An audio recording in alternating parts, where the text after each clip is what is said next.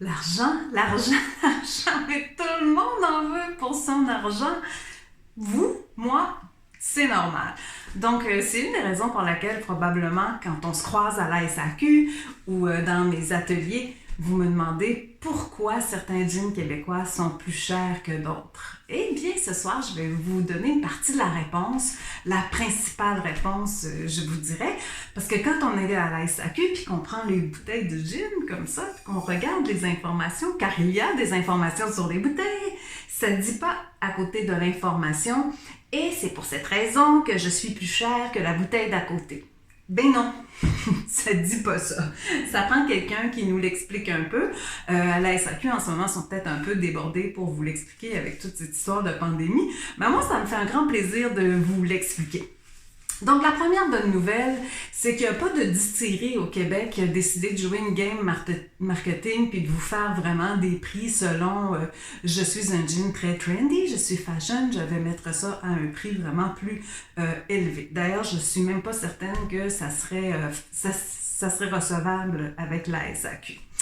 Donc ça, c'est la première bonne nouvelle. Vous payez le juste prix et je sais que les distilleries sont bien au courant qu'elles évoluent dans une grande compétition, surtout présentement avec les produits québécois. Il n'y en manque pas, tant mieux, mais il n'y en manque pas. Donc, la vraie différence en ce moment, la grosse différence, ça se situe surtout entre la distillerie qui achète son alcool de base ou celle qui le fabrique. OK? La plupart des distilleries au Québec achètent leur alcool de base en Ontario, car c'est là que ça se fait. Ça se faisait au Québec avant, mais ça a été comme tout démobilisé en Ontario. Évidemment, la plupart des... C'est ce que je dis, la plupart des distilleries au Québec utilisent ça. Pourquoi ils utilisent l'alcool neutre acheté en Ontario? C'est parce que faire son propre alcool, c'est un investissement de base majeur. C'est pas les mêmes, ça prend pas les mêmes équipements, ça prend pas le même contrôle de savoir-faire aussi, parce qu'un distillateur qui s'attelle à faire son propre alcool, c'est des connaissances qui doivent être acquises et c'est très long. Donc pendant ce temps-là, pendant que toute cette recherche et développement se fait, il n'y a pas d'argent qui rentre dans la distillerie. Fait que ça prend une bonne poche pour partir ça et c'est une des raisons pour laquelle le nombre de distilleries qu'ils font au Québec sont très très rares. OK.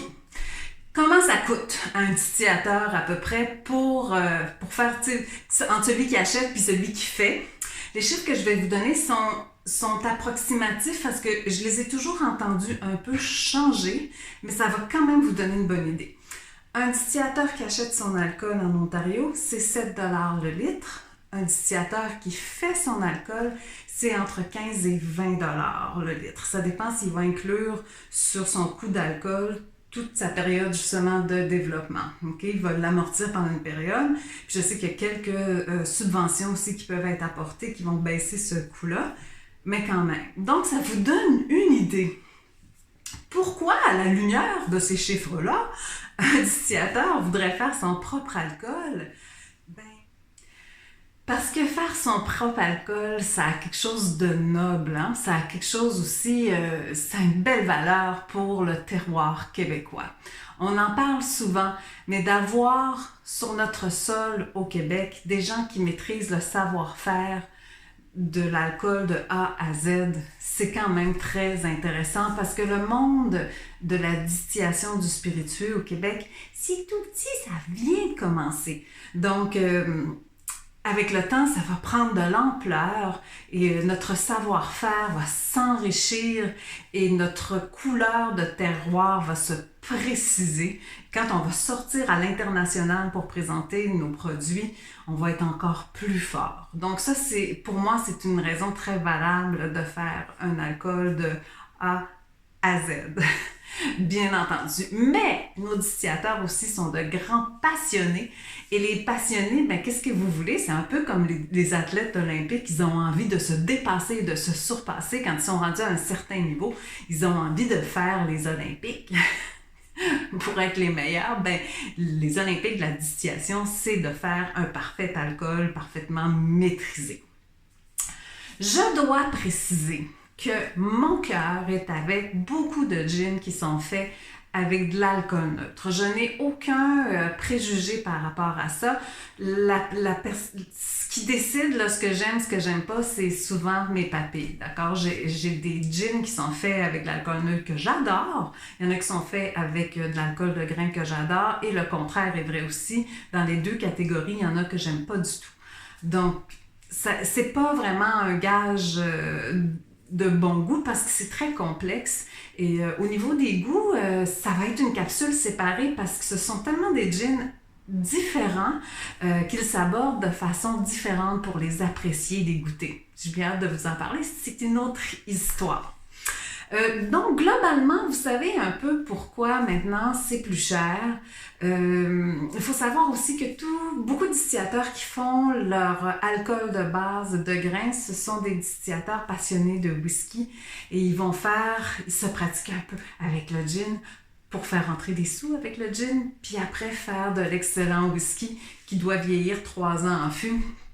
Donc, pendant ce temps-là, il faut qu'il y ait de l'argent qui rentre et que tous ces appareillages-là fonctionnent très bien tous ensemble. Donc voilà, c'est un peu la raison. J'espère que ça vous a informé un peu. Plus tard, quand tout va repartir après la pandémie, à l'école Medvic Love, dans les ateliers, il y aura des cours vraiment plus longs sur le gin. Ça me fera plaisir de préciser encore plus toutes ces histoires de coûts et le pourquoi. C'est un peu sommaire aujourd'hui, mais ça vous informe quand même. Alors, je vous dis merci d'avoir été là jusqu'à la fin. Je vous embrasse et je vous dis à très bientôt.